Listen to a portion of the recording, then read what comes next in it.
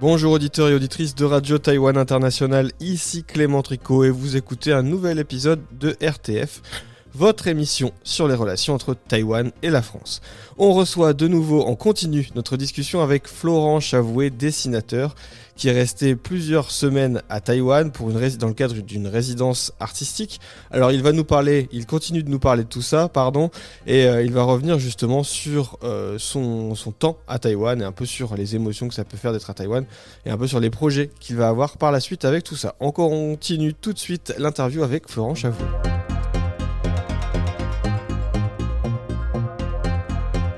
Après, dans la partie Tainan de mon séjour, j'ai pu renouer enfin avec le dessin de rue. Alors j'en ai pas fait beaucoup, mais je me suis focalisé sur un boui-boui que j'ai dessiné pendant 10 soirs. Enfin, c'était mes rendez-vous de la soirée. J'y allais de 8h à 22h et je le dessinais. Il était très bien ce boui-boui. Enfin, il y en a plein, des très bien, très intéressant, on va dire, bien sûr. esthétiquement pour moi en tout cas. Mais celui-là, il était évidemment, mais en plus, il proposait une bonne table en pierre juste en face, parce qu'il y avait un hôtel, Et il vendait quoi ce boui-boui? Des pâtes des pâtes avec ou sans bouillon, et puis après, on pouvait décider d'accompagner par des abats, enfin la viande. Un bon resto traditionnel, quoi, ouais. Voilà. Et moi, je suis très curieux d'un point de vue gastronomique, donc j'ai essayé plein de trucs. Voilà. Je sais même pas comment ça dit. Enfin, j'ai reconnu des abats, quoi, des choix, des rondons, des machins comme ça. Ça me fait pas peur du tout. C'était très bon.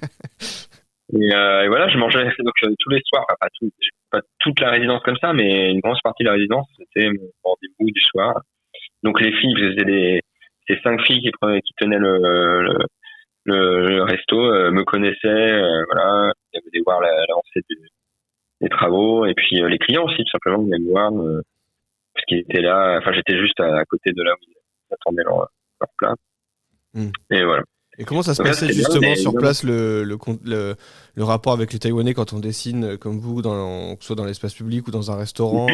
Est-ce que vous avez créé des petits échanges, ce genre de choses? Oui. De ce point de vue-là, ça m'a pas trop changé du Japon, effectivement. Alors c'est pareil, le Japon, ça fait longtemps que j'ai pas redessiné dans la rue comme ça, mais à la base, c'était comme ça que j'avais abordé le Japon il y a très longtemps. Dans mes premiers voyages, j'avais dessiné au quotidien, en baladant, voilà. Et là, ça a fait du bien de renouer avec ça. Et globalement, enfin, le public taïwanais comme le public japonais a réagi pareil. Enfin, c'est ça que j'aime bien d'ailleurs dans cet exercice, c'est que le dessin, normalement, c'est quand même quelque chose de solitaire, un peu, voilà, ouais. un peu pas centré sur soi, parce que nous, on dessine autre chose, mais je veux dire, on est un peu seul, quoi, voilà. Et en dessinant dans la rue, devant des gens, des passants, ou voilà, des clients dans les restaurants, on se sent beaucoup moins seul. Donc moi, j'ai toujours eu après c'est bref, des petites rencontres, des petits échanges. Tout dépendait effectivement si on pouvait communiquer un minimum. Donc malheureusement, souvent, c'était par l'anglais. Oui, bien sûr. Moi, j'aime pas trop utiliser l'anglais, mais bon, malheureusement, j'ai été contraint. Donc voilà, les échanges, on va dire, les plus longs, les plus profonds, on va dire, se faisaient en anglais. Et après, on essaie de se comprendre pour les autres. On essaie de se comprendre par des signes. J'ai toujours eu juste des petits signes. Je peux pas les faire à la radio, mais le pouce levé pour me dire que c'est bien, voilà. Et voilà, avec les mains de toute façon. Après, l'anglais, c'est la langue voilà. Universelle, on va dire, un peu du voyage, où on est un peu contraint d'utiliser parfois, quoi. C'est sûr que... Exactement. Mais j'ai toujours eu en tout cas des regards bienveillants, très amicaux. Il y a même un moment, je me souviens, des étudiants en art qui sont venus me voir, qui sont posés. On m'a offert des poissons, évidemment. Voilà, je dirais comme au Japon, là-dessus, j'ai pas été déçu. Très agréable. Est-ce qu'il y a des situations, que ce soit à Taipei ou à Tainan, je sais pas lequel des deux vous a peut-être préféré dans votre voyage, ou si les deux vous ont marqué au même niveau, mais est-ce qu'il y a des situations, des anecdotes ou des choses que vous avez vues qui vous ont plus marqué que d'autres dans votre voyage? Ah, je sais pas. Enfin, ça, j'ai toujours du mal à sélectionner un moment. Oui, forcément. Je sais pas. Après, moi, ça va forcément être un truc tout simple. Qu'est-ce que Pas forcément le meilleur moment, mais est-ce qu'il y a quelques... Si là, il y a si là, comme ça, rapidement, sans trop réfléchir, si je vous demande un moment qui vous revient en tête, ce serait quoi? Bah, j'ai une lectrice de longue date. Parce que mon premier livre avait été édité en taïwanais, enfin en chinois traditionnel il y a longtemps, mais je crois qu'il est plus disponible. D'accord. Et donc il y a longtemps, ça date d'ailleurs de mes premiers voyages en 2014-2016. Il y avait une lectrice qui m'avait contacté, je crois que c'était sur Instagram ou Facebook, je sais plus, pour me féliciter, voilà, en anglais. Et j'avais réussi à la rencontrer lors de mon dernier voyage en 2016. C'était lui, elle était étudiante en art, tout ça. Et après, on a gardé contact et elle a parlé de moi dans son mémoire de fin d'école. Bref, on a gardé contact. Et là, c'était l'occasion de la revoir. C'était émouvant. Donc, maintenant, elle travaille. Le temps passe. Hein, maintenant, elle est dans une entreprise. Ça. Mais là, elle m'a proposé de tout simplement faire une virée à scooter dans les rues de Taipei, mais vraiment faire des banalités, quoi. Profiter pour, je sais plus, faire des magasins, aller dans un parc, machin. Et j'étais à l'arrière du scooter et ça faisait longtemps que je voulais quand même expérimenter le scooter à Taïwan parce que c'est quand même un gros morceau. J'ai presque envie de dire c'est culturel là-bas. Alors c'est comment? Et ben c'est très chouette, c'est très chouette. Alors je conduisais pas, mais c'est pas mal aussi de se faire guider. On n'a pas à réfléchir. J'aime bien ça. Alors il y a une petite appréhension au départ parce que voilà, je suis pas l'habitude des scooters. J'ai l'impression que ça va tomber sur le côté à n'importe quel moment, mais en fait non, ça tient. Et non, ouais, je sais pas comment dire, c'est rigolo, j'aime bien. Voilà. C'est une autre sensation que d'être en taxi ou à pied ou à vélo. Ah bah oui, bien sûr, scooter, c'est notre liberté. J'imagine que vous avez dû voir dans les marchés les papis-mamies qui viennent faire carrément leur marché en scooter, ce genre de choses.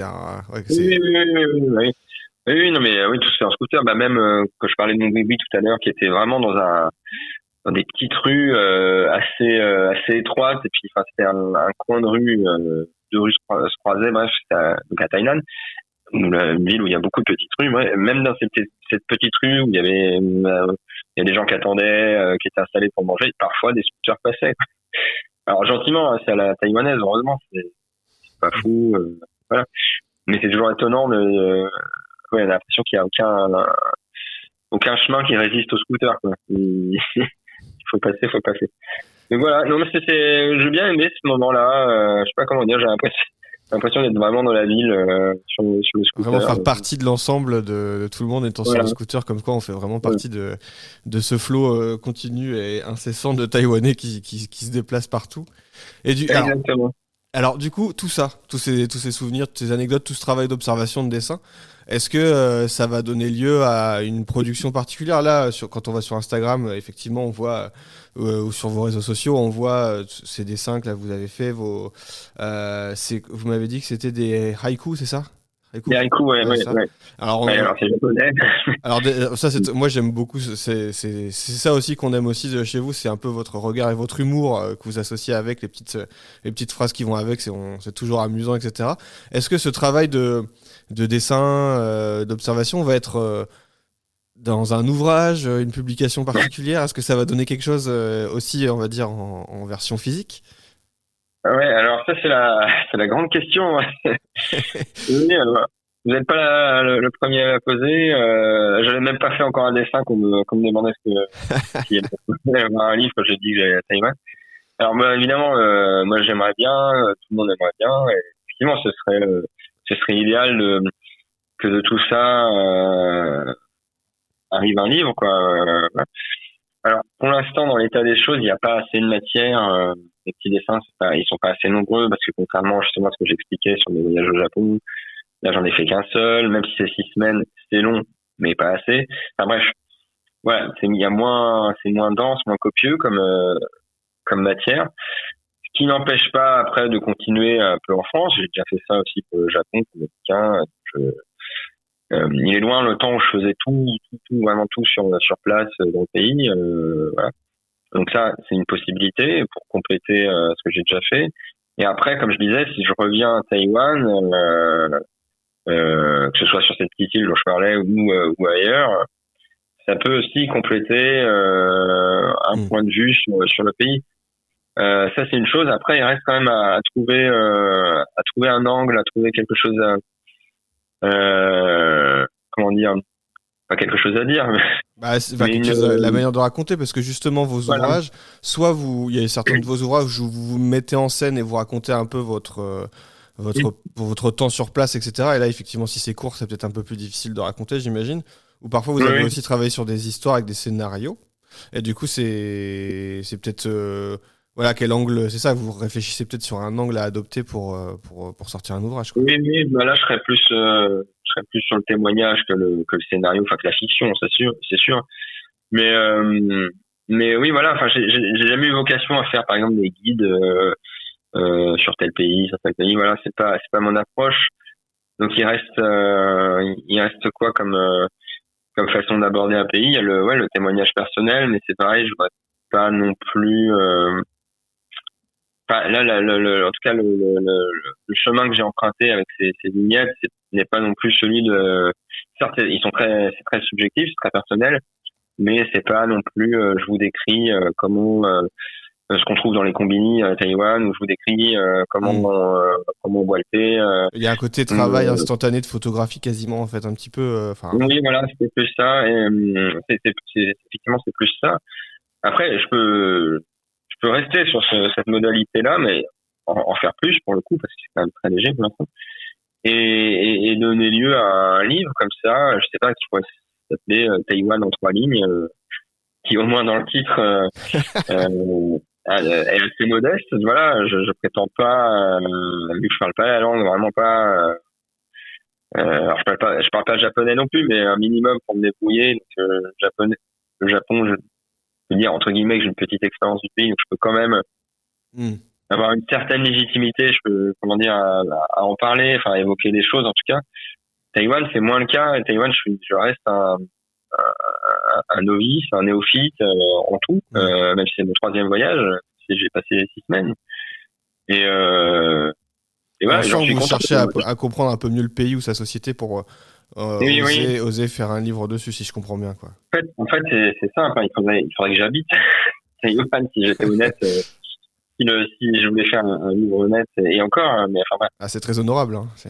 Mais j'aime aussi garder cette naïveté. Ça m'arrange aussi quelque part. Je me dis voilà, j'ai encore un œil neuf. Enfin bon, de toute façon, même pour le Japon, j'ai fait une vingtaine de voyages, j'ai toujours étonné les mêmes choses. Donc pour Taïwan, je pense que c'est pas pareil. Je peux faire une quinzaine de voyages supplémentaires. Je serais toujours étonné par les boui-boui, voilà, les étals, les carrelages sur les façades. Parce que je suis comme ça, j'en sais rien. Mais oui, voilà, je suis un peu perdu dans ce que je voulais dire, mais voilà, on comprend que vous réfléchissez au contenu. J'aimerais beaucoup faire un livre. Ouais. J'aimerais beaucoup faire un livre, ça c'est sûr, mais pas maintenant, enfin pas dans l'état actuel des choses, mais j'y travaille. En fait, j'ai pas envie, voilà. On sent que c'est dans un coin de la tête et que, bon, en tout cas, déjà, il y a tout un travail de dessin et de haïku qui sont disponibles sur les réseaux sociaux. Et on sent que le livre, ça demande encore un peu de maturité. C'est comme ça que disent les spécialistes, je crois. On parle de maturité ou quelque chose comme ça. Voilà. Faut que je fasse l'album de la maturité, effectivement. Bon, et très bien. Et du coup, il y a une vraie volonté d'y retourner. Donc, déjà, c'est plutôt de bon augure pour, effectivement, continuer à travailler là-dessus.